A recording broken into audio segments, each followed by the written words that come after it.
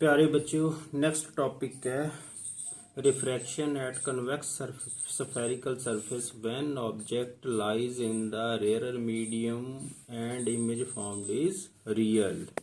लो इसको समझते हैं पहले। तो जो रिफ्रैक्टिंग सरफेसेज है हमारे पास दो प्रकार की है, जहां बात करनी दो प्रकार की होंगी। एक कन्वेक्स रिफ्रैक्टिंग सरफेस है, देखो ये कन्वेक्स टाइप है, इसका रिफ्रैक्टिव इंडेक्स μ1 mu, ये भी ग्रीक वर्ड है, mu से लिखते हैं mu1 इसका रिफ्रैक्टिव इंडेक्स μ2 है।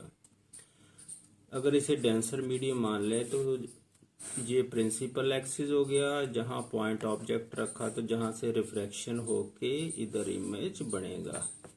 तो एक होती है हमारे पास कनकेव सरफेस, स्फेरिकल सरफेस, ये कनकेव है, इसका मान लो μ1 रिफ्रैक्टिव इंडेक्स है, ये μ2। तो जो सेंटर में से पोल में से और सेंटर ऑफ कर्वेचर में से लाइन पास करती है उसे प्रिंसिपल एक्सिस कहते हैं।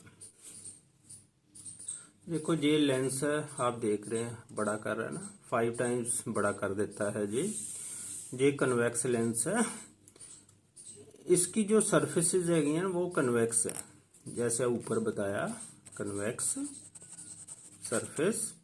तो इसकी दोनों सरफेस कन्वेक्स है, इसलिए इसे डबल कन्वेक्स लेंस कहते हैं। लो अब करें, अब हम डेरिवेशन करने जा रहे हैं जब इमेज फॉर्म्ड रियल है, ऑब्जेक्ट पॉइंट ऑब्जेक्ट जहां है, इमेज जहां बन रहा है। लो इसे पहले अच्छी तरह समझ लें। ये है कन्वेक्स रिफ्रैक्टिंग सरफेस, इसका जो रिफ्रैक्टिव इंडेक्स है μ1 रखा हुआ है, इसका रिफ्रैक्टिव इंडेक्स μ2 है।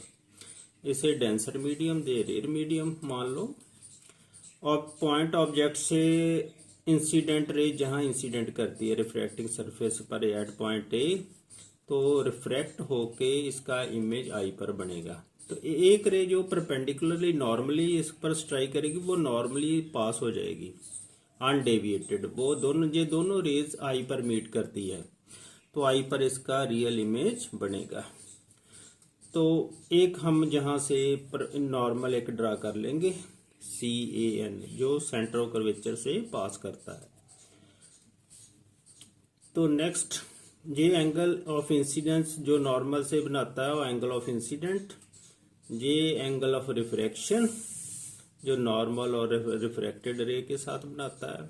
इस एंगल को हमने अल्फा रख दिया, इसको बीटा, ये गामा एंगल है। एक ANOI पर परपेंडिकुलर ड्रा कर दिया प्रिंसिपल एक्सिस पर। जो पोल से ऑब्जेक्ट की दूरी या डिस्टेंस है U है, पोल से इमेज की दूरी वो V है, पोल से सेंटर ऑफ कर्वेचर C की जो डिस्टेंस है दैट इज कैपिटल R। लो अब करते हैं प्रूफ। लो पहले आपने ऐसे लाइनें लिख लेनी है। Let O point object in the rare medium on the principal ray of light OP। एक तो OP लाइट है ना, ये दो लाइट रे ऑफ लाइट हमने बनाई, एक OP और OA।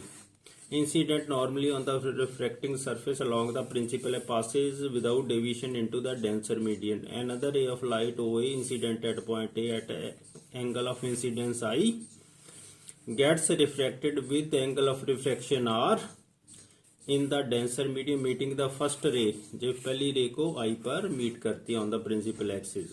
I is the real image of the point object O. I is the real image on the point object O. From A draw AN perpendicular to I. ये लाइनें लिख लेनी है। अब एंगल लिख लेते हैं, angle AOP alpha, angle AIP ये बीटा हो गया, एंगल ACP ये गामा हो गया।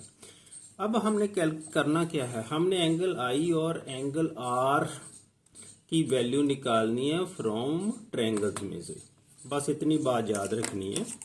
तो पहला काम हम ट्रायंगल लेंगे AOC, ये A ट्रायंगल AOC ये। तो A एक्सटीरियर एंगल बन रहा है बाहर, तो that is equal to sum of interior opposite angles. Angle I is equal to angle alpha plus angle gamma, I is equal to alpha plus gamma लिख दिया। Exterior angle is equal to sum of interior opposite angles.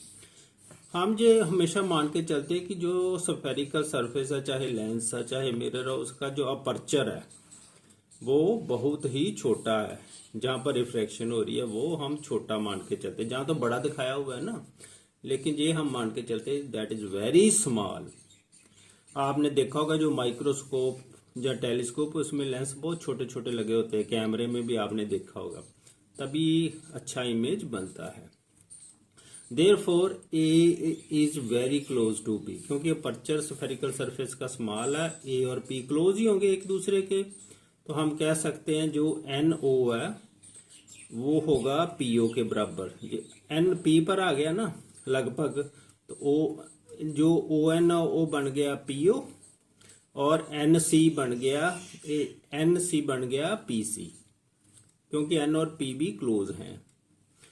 तो फिर हम लिख सकते हैं ऐसे, आपने लिख लेना एन ओ, इसका मतलब approximately equal to PO, N C approximately equal to PC.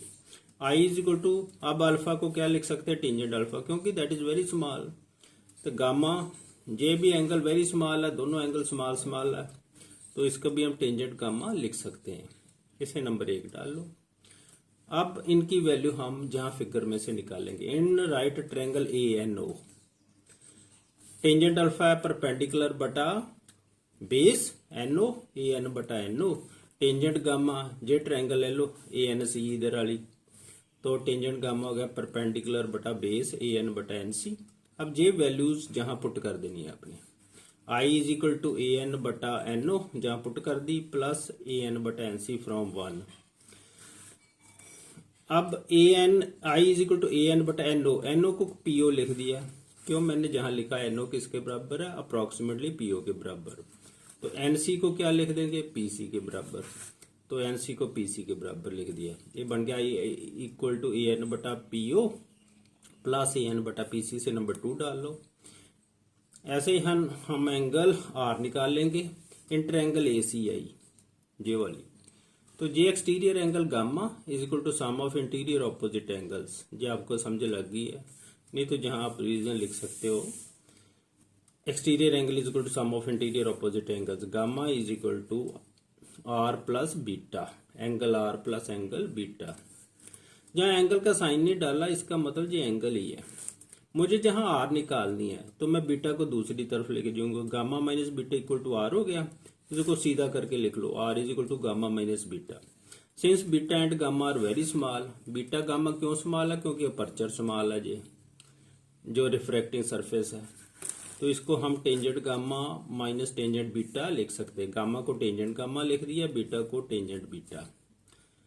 Therefore R is equal to tangent gamma minus tangent beta, इसको 3 नंबर डाल लो। अब ध्यान से देखो, इन ट्रायंगल, फिर इनकी वैल्यू फिर निकाल लेनी है। In triangle A N C, tangent gamma perpendicular बटा बेस ए एन बटा एन सी।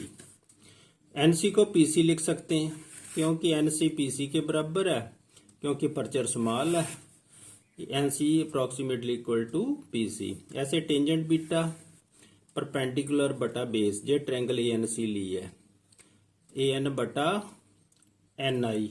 एन आई को क्या लिख सकते हो आप, पी आई, ए एन बटा P I, because N I approximately equal to P I. तो जे वैल्यू हम फिर जहां पुट करेंगे,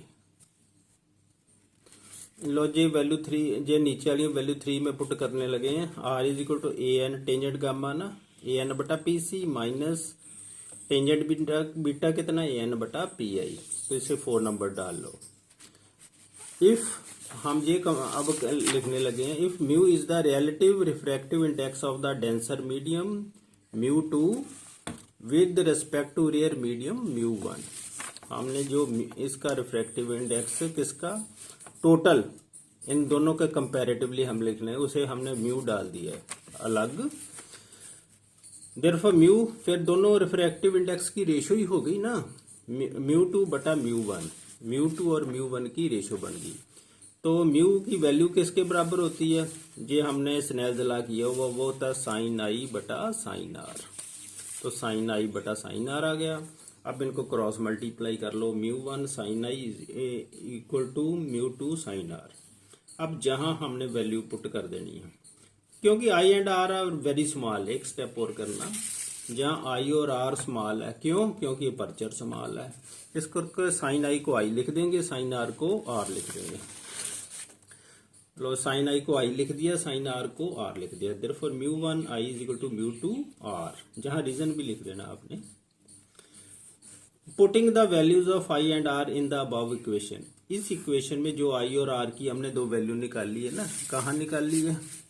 आई की जहां निकाल ली है, तो आर की हमने निकाल ली है जहां जे ऊपर, ये दोनों हमने जहां पुट करने लगे हैं। लो μ1, अब आई की वैल्यू कितनी थी वो भी देख लो, an/po plus an/pc, an/po plus an/pc, bracket close कर दो। μ2 की वैल्यू है आर की वैल्यू पुट करनी है ना, जहां आर की an/pc माइनस an/pi, वो जहां पुट कर दी।